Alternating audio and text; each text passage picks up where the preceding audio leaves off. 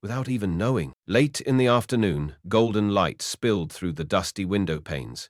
Maple Street Market was still open, but the stream of customers had thinned. William Carter stood behind a shelf of cookies pretending to browse, but really he was waiting for something, unnamed but inevitable. The soft chime above the door rang out. A man walked in, short blonde hair slicked back, wearing a cheap suit and an air of importance. He didn't greet anyone, didn't acknowledge the line of waiting customers. He walked straight to the register like he owned it. Scott Lively, store manager. Andre had just finished helping an elderly woman when Scott stepped in close, pulling a folded slip of paper from his jacket pocket. Andre unfolded it quietly, eyes scanning the bold type. Wage increase request denied. No reconsideration for the next 6 months. No explanation, no conversation, no humanity. Scott let out a short, smug laugh, then leaned in. His voice just loud enough for Andre to hear, and for William, standing 5 meters away, to hear every word. Guys like you need to remember their place. He didn't need to say anything about skin color, job title, or social class. The weight of it said everything. Andre didn't flinch. He didn't argue. He didn't let it show. He just nodded once, folded the paper carefully, slipped it into the register drawer, and turned to greet the next customer, a woman with a little girl. With the same warm smile, he asked, "Strawberry or lemon, sweetheart?" His voice steady, his eyes kind, no trace of bitterness, no crack in grace. William stood frozen. For the first time in years as a businessman, he felt something inside him physically stop. Not for sales, not for stock prices, but because he had just witnessed a decent man get stepped on by the very system he once called an accomplishment. And in that stillness, one thought hit him like thunder. If I stay silent, I'm no different than Scott, just a fancier version with a Harvard degree and a more expensive suit. That night, Atlanta was silent. On the 42nd floor of a luxury high-rise, the lights inside William Carter's penthouse burned late into the night.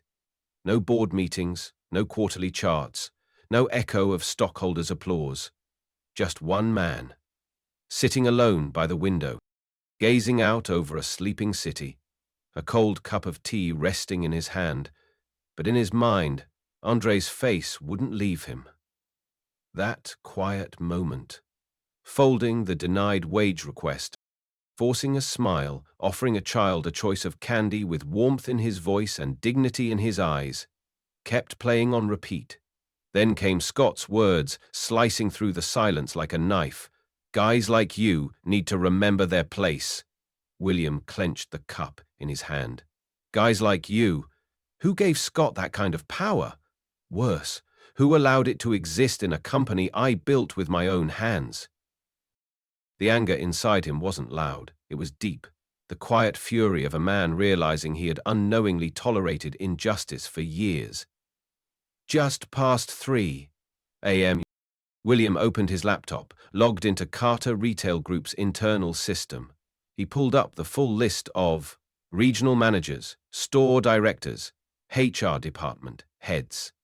A short email went out that night. Subject line: leadership restructuring, begins tomorrow. The body? Just one line. We can no longer ignore the people who keep this company alive every single day. William stood up, walked over to a drawer, and pulled out a thick folder, one with faded ink on the cover. Carter Retail, people are our core value. He wrote it himself, in the first year of founding the company. Back then he was young, still burning with belief, still building from scratch, and now he was ready to begin again, not with a new mission, but with the old one, reborn with the clarity of a COO who had finally seen the truth. 8:30 a.m. The next morning, the boardroom on the 45th floor of Carter Retail Group headquarters lit up earlier than usual. Executives, department heads, directors of finance, HR, and operations sat at the long table, faces tense, eyes darting. No one knew exactly what this emergency meeting was about, only that William Carter had called it himself, without going through his assistant, and no one dared to be late. The doors swung open. William walked in. No laptop, No assistant, no entourage, just a stack of documents in his hand. Silence. Only the tick-tock of the wall clock filled the room. William looked around slowly. Then, in a steady but commanding voice, he said, "I want every department to send me a full report within 24 hours, employee turnover rates from the last 3 years, a list of all denied raise requests, along with specific reasons, every internal complaint filed, especially those from frontline stores." A finance executive tried to speak, voice cautious. "Sir, some of that data will take time. Regional systems aren't fully—" William raised a hand. He'd raise his voice, but it cut through the room like glass. "I don't want reasons. I want responsibility." The room froze. He continued, slower now, but every word struck like a bell. Carter Retail Group was built by cashiers, by stockroom staff, by delivery drivers, not by spreadsheets typed in air-conditioned offices. If I find out that anyone here has prioritized profit over people, even if they sit in the vice president's chair, they will be replaced, and we start from the top. Every eye in the room fixed on him. This wasn't the quiet, diplomatic CEO they were used to. This was the founder, the man who once built something from nothing. The soul of the company. Finally wide awake, William placed the folder on the table. The top page was a printed screenshot, a freeze frame from the security camera. Andre Johnson, nodding silently as he received his denied raise notice, then smiling at the next customer as if nothing had happened. No more words were needed. Friday afternoon.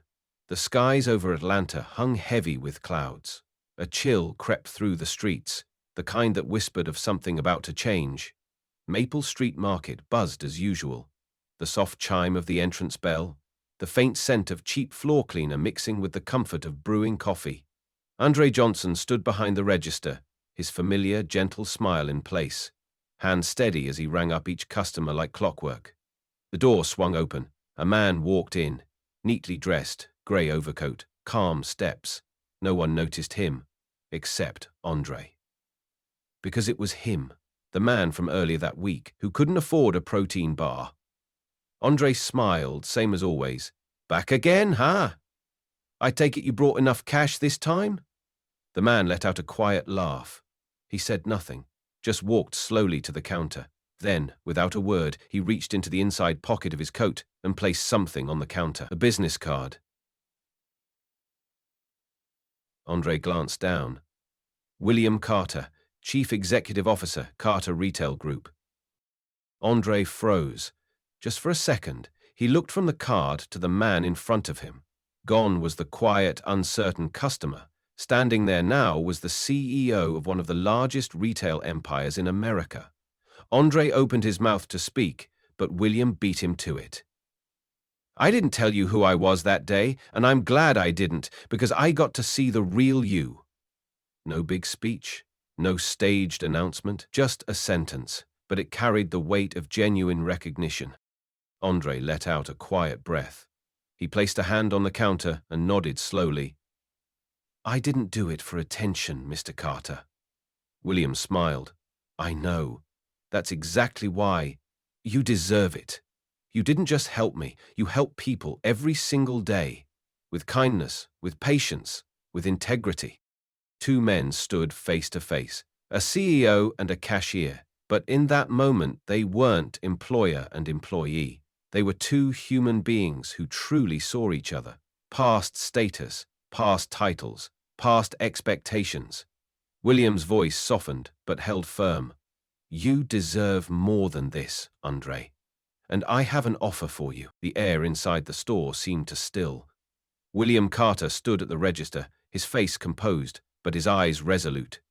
Across from him, Andre Johnson, the quiet cashier who had served this neighborhood for 5 years, said nothing. No shock, no wide eyes, just a steady calm. The kind only found in those who've lived humbly, expecting nothing, but giving everything. William slowly reached into his leather briefcase and laid a folder on the counter. "I'm not here just to say thank you," he said quietly. "I'm here to offer you an opportunity." Andre looked down. The bold text on the top page was unmistakable. Position: Director of Community Development and Employee Training. Company: Carter Retail Group. Salary: $125,000, 0 cents per year. Benefits: full healthcare, performance-based bonuses, dedicated social impact fund. William continued. You'll visit stores like Maple Street Market. You'll coach, listen, connect. You'll pass on the thing you do every single day, the thing no training manual can teach. Andre said nothing yet. William then pulled out a small envelope and placed it beside the folder. This is seed funding.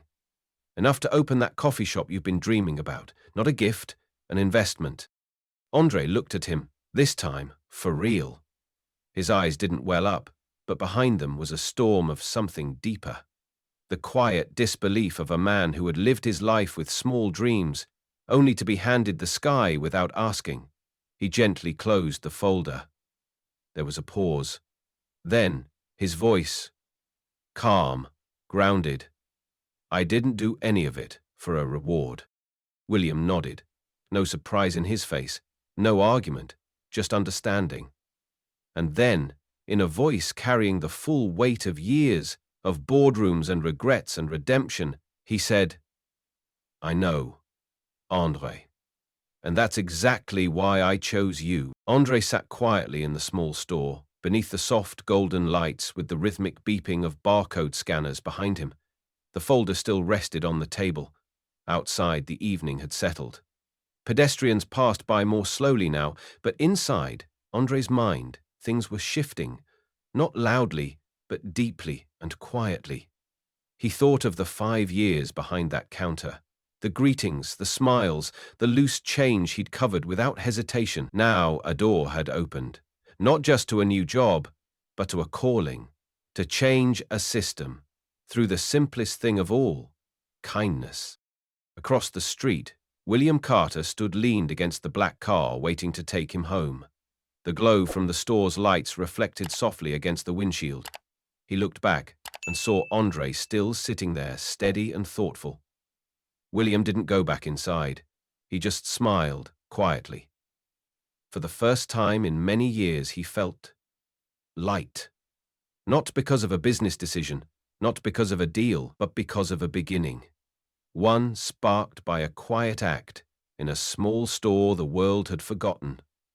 We don't need power to change the world, just one act of kindness, and one person brave enough to listen. In a world full of noise and calculation, there are still people who choose to be kind, not for praise, not for reward, but because they still believe doing the right thing is always worth it. And sometimes all it takes is one person who listens, to change not just a life, but an entire system thought too big to fix. So if you ever feel lost in the rush of everyday life, remember this. Every small act of kindness can be the spark that sets something extraordinary in motion.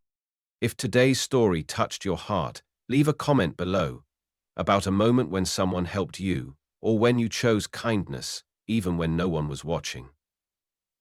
And if you believe stories like this deserve to be heard, like, share, and subscribe to Deep Inside HQ.